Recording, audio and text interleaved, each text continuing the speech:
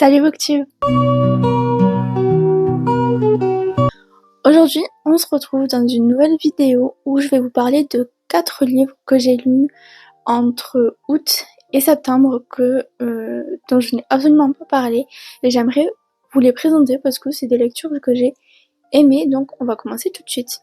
Alors tout d'abord, en septembre, j'ai lu Les Assassins de l'Aube de Michel Bussy aux éditions Pocket. Je crois qu'il venait tout juste de sortir en poche quand je l'ai acheté. Je l'ai acheté à l'aéroport quand je suis rentrée de vacances.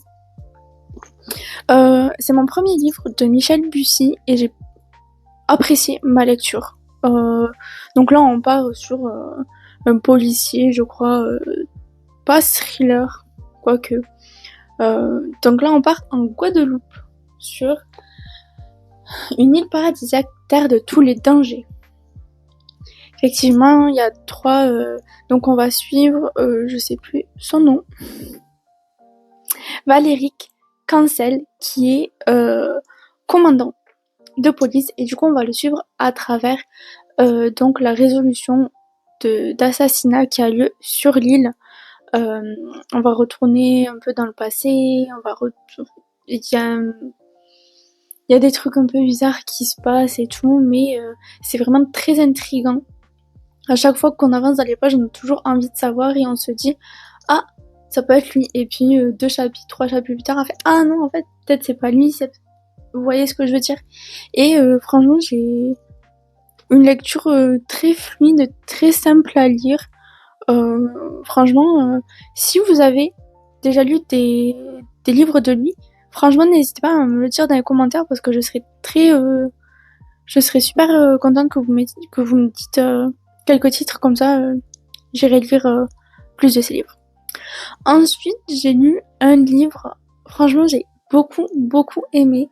Ce petit livre, c'est quand je suis allée à Cultura en fin août ou fin juillet, début août, je sais plus. Je l'ai vu, il était sur le stand avec les autres livres et je me suis dit, oh pourquoi pas. Et franchement j'ai beaucoup aimé. Et c'est Le temps d'un été à Mermaid's Point de Sarah Bennett aux éditions City Poche. Franchement, j'ai été surprise et j'ai beaucoup aimé. Il y a un peu de... Alors, c'est une romance classique, hein, mais il y a un petit côté mystérieux, magique avec le fait que il y a des gens qui disent avoir aperçu une sirène au bord, sur un rocher, sur la plage. Donc du coup ça attire du monde alors que d'habitude il y a pas un chat dans ce petit coin du pays, mais voilà, du jour au lendemain, des journalistes, des touristes de tout le pays qui se rassemblent dans ce petit village et ça surprend un peu Laurie qui est propriétaire du café du village, parce que du coup elle se dit super, il y a des touristes, je vais pouvoir vendre un peu plus, faire un peu plus de pâtisserie, ça va être chouette. Et parmi eux, elle va rencontrer Jake, un journaliste. Mais ça va pas se passer comme prévu. Alors rien de dramatique, hein, mais voilà. Mais franchement, il est super bien. Franchement, si vous cherchez une petite romance, alors ça sera plus pour l'été. Franchement, je vous la conseille parce qu'en plus, il est pas du tout long. Il fait à peine 300 pages. C'est écrit assez gros, c'est en poche. Franchement, foncez. Ensuite, on va passer à un plus grand format. Et ce qui est marrant, c'est que il a à peu près le même titre que celui dont je vous ai parlé juste avant. Et c'est Le temps d'un été de Abby Jiménez aux éditions Roncière. Pareil, j'ai beaucoup aimé. J'ai beaucoup aimé. Il y a... je sais pas, il y a un côté émotionnel. En plus, j'ai été émue en lisant ce livre. Je crois que c'est vraiment... je pense que je peux le mettre dans ma liste de mes meilleures lectures de 2025. Parce que je saurais pas. Je sais qu'il y en a beaucoup qui pensent un peu comme moi de ce que j'ai vu passer sur les réseaux. Mais c'est vraiment une très belle histoire, je trouve.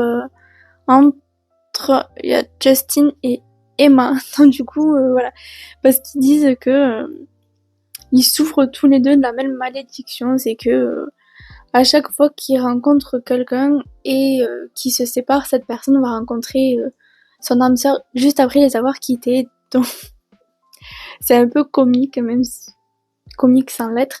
Et donc du coup ils se disent que ah pourquoi pas, pourquoi on sortirait pas ensemble, peut-être que on sort ensemble, on se sépare et peut-être qu'après on trouvera l'âme sœur. Non. Enfin, je ne vous spoil pas plus. Si vous voulez en savoir plus, n'hésitez pas à aller lire. Et pour finir, c'est donc le 4e tome d'une saga que je suis en train de lire. Et j'ai très hâte parce qu'il y a un tome 5 qui va suivre, je ne sais pas quand. Mais voilà, parce qu'à la fin du livre, il y a marqué à suivre. Donc, j'ai très hâte. Je pense qu'on peut compter sur 2026. Et du coup, c'est Mystère et boule de cristal sur un air de cornemuse de Caroline Courtois aux éditions Les Petits Papiers.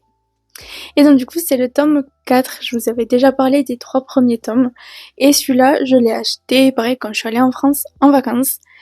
Je l'ai lu la semaine dernière, je l'ai fini la semaine dernière et j'ai beaucoup aimé. Parce que voilà, on est en Écosse, on est dans un château hanté, comment elle s'appelle ?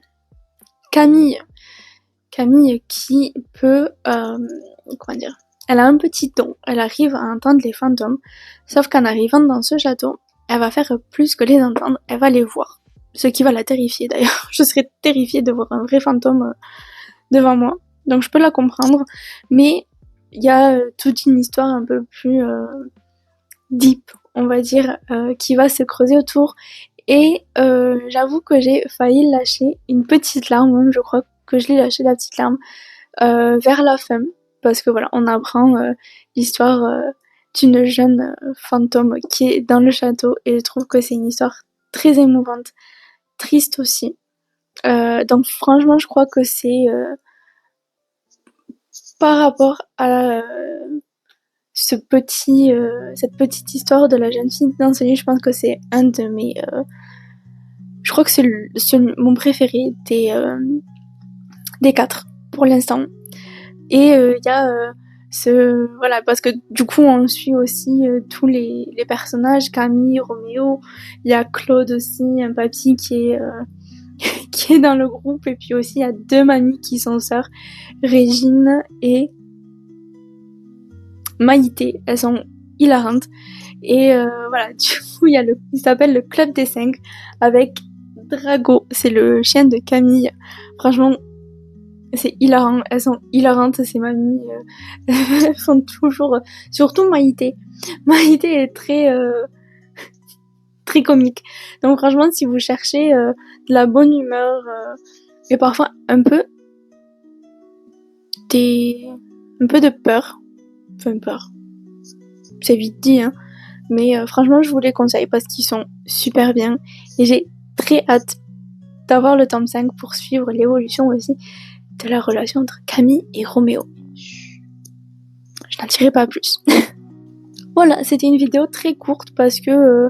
alors j'ai lu d'autres livres en août et septembre, je voulais faire un petit bilan, mais les autres livres je vous les ai déjà présentés, je vous ai déjà dit mes avis sur ces livres, donc ça servait à rien que je rabâche encore une fois.